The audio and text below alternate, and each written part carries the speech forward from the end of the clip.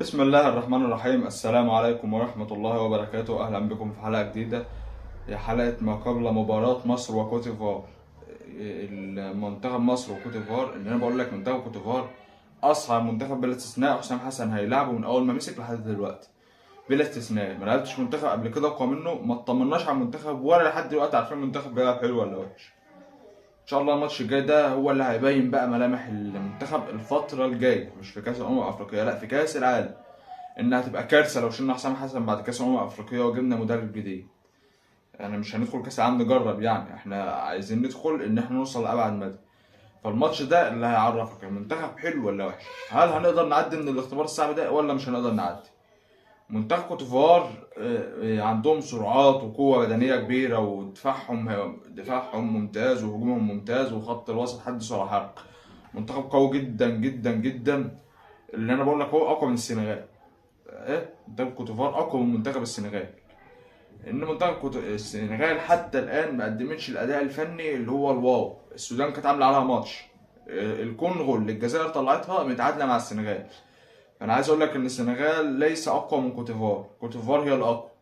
لو عدينا كوت ديفوار ان شاء الله هنوصل للنهائي، وان شاء الله هناخد البطوله، وان شاء الله لازم هو ما فيش حل تاني، يعني احنا لازم نعدي كوت ديفوار. ما عديناش بقى ما يبقى خلاص احنا ما بنلعبش كوره، ما نفركش المنتخب. عندنا عناصر هجومية ممتازة، دفاعية ممتازة، خط وسط ممتاز. ما عندناش لاعب قليل، يعني ما عندناش في التشكيلة لاعب قليل. في حراسة المرمى طبعا إحنا لازم نبدأ، أكيد هو هيلعب بمحمد الشناوي، مع إني كنت أرجح من أول بطولة مستوى الشباب، بس هو هيلعب بمحمد الشناوي. على الباك الشمال هيلاعب، لازم يلعب بخالد صبحي، لازم خالد صبحي. ليه؟ لأنه دفاعيا أقوى من فتوح، هجوميا لا بأس به. يعني هجوميا خالد صبحي مش هي احنا كده كده الباكات مش بتزيد، فخالد صبحي هيقدم المطلوب منه هجوميا ودفاعيا. أقوى من أحمد فتوح، اللي هيلعب عليه عماد ديالو اللي هو في مانشستر يونايتد سريع، محتاج واحد بدني قوي يوقفه، فهيكون ان شاء الله يلعب بخالد صبحي. قلبين دفاع يبقى اتنين، خدنا ياسر ورامي ربيعه، وفي وسطهم طبعا هينزل حمدي فتحي من خط نص القلب دفاع تالت. وبيزيد في الحاله الهجوميه احيانا لما نكون متاخرين، تلاقي حمدي فتحي بيزيد، بس هو هياخد قلب دفاع تالت زي ما حسام حسن بيديله. وطبعا محمد هاني ماسك الباك اليمين ده حاجه ما فيش غيره اصلا. نص الملعب مروان عطية وإمام عاشور، دي لازم. مش هتلاعب إمام عاشور، لاعب زيزو، إنما ما تلعبش بمروان عطية والباقي بقى هجوم بقى، لا ما ينفعش. لازم يكون لاعب حلقة الوصل والربط بين خط الدفاع وخط الهجوم. فأنا بشوف إن إمام عاشور لازم يبدأ الماتش الجاي، أو ياخد آخر، ينزل مثلا في الدقيقة 60 ويبدأ بزيزو في خط النص، ما يبدأش بمهاجم. طيب هنلعب بثلاث مهاجمين، جناحين وراس حربة. ديت مش عايزين، يعني الماتش ده مش عايزين نلعب مرموش راس حربة يعني. خلاص بقى، يعني مرموش ما لعبلكش غير هو ماتش زيمبابوي، الماتش اللي لعب فيه تحت راس حربة. هو بيلعب تحت راس حربة وجناح، ما يلعبش مهاجم. فاظن ان مرموش يعني ما عملش غير ماتش زيمبابوي من الدقيقة 30 لاخر الماتش لما نزل تحت راس حربة.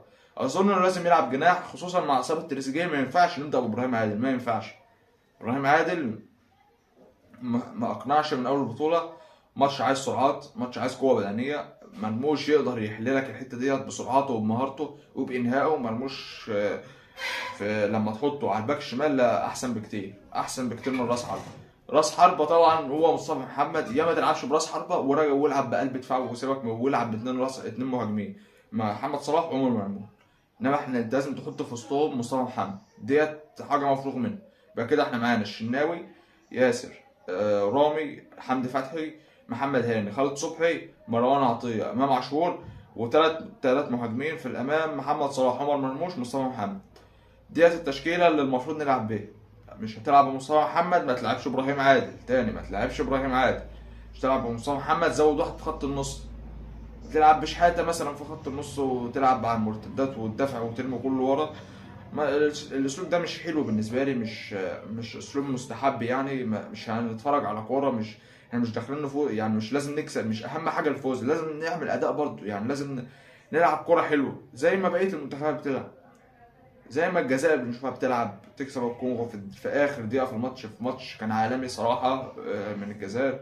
المغرب فنيا لم تقنع. المنتخب الوحيد اللي المنتخبين اللي اقنعوا او ثلاثه اقنعوا فنيا في البطوله دي، الجزائر، نيجيريا، كوت ديفوار. كوت ديفوار اصعب منتخب هتلعبه، اصعب منتخب هتلعبه. هتعدي كوت ديفوار، انا بقول لك اهو هنوصل للنهائي.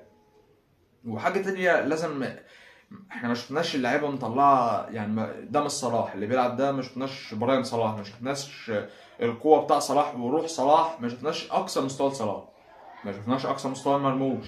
لسه ما فيش لاعب قدم اقصى مستوى عنده. الا بالنسبه لي اللاعب اللي اثبت نفسه الوحيد القادر على حمل دفاع منتخب مصر، لا ياسر ابراهيم، اللي اثبت انه مدافع رقم واحد في مصر حاليا مع لما عبد المنعم ما بيلعبش. انما انت لو عبد المنعم رجع وجنبه ياسر ابراهيم، لا اتفرج على حاجه تانية. ياسر ابراهيم مدافع قوي صلب، اثبت نفسه، اثبت انه يقدر يشيل منتخب مصر. ان شاء الله موفقين في الماتش الجاي. اللعيبه تبذل اقصى ما عندها دفاعيا وهجوميا، مش هيجي لنا فرص كتير في الماتش، لازم نستغل كل فرصه، مش عايزين نضيع خالص. لازم نلعب بتركيز وبرجوله، وحاسب ان هم منتخب بدني قوي فني قوي الاتنين مع بعض. فاحنا لازم نحاسب من منتخب كوت ديفوار، لازم نلعب بروح وبرجوله. الماتش اللي هيحدد مصير المنتخب في السنوات القادمه. مش عايزين ندخل بقى في دوامه اقاله حسام حسن ومش عارف شوف منا هيمسك، شوف منا هيلعب كاس العالم، نطلع من دور المجموعات في كاس العالم. لا، احنا هنلعب بحسام حسن في كاس العالم ان شاء الله، ما دام هو كمل في البطوله لحد دور نصف النهائي، ربع النهائي. ان شاء الله حسام حسن يكسب، يلعب نص النهائي ونهائي وناخد البطوله ان شاء الله، ونلعب بحسام حسن كاس العالم، ما نغيرش مدربين. مش عايزين ندخل في الدوامه ديت خالص. ان شاء الله كل التوفيق لمنتخب مصر، ان شاء الله نكسب كوت ديفوار، ان شاء الله يكون اللاعب على قد المسؤوليه. وبكده حلقتنا تكون خلصت النهارده. السلام عليكم.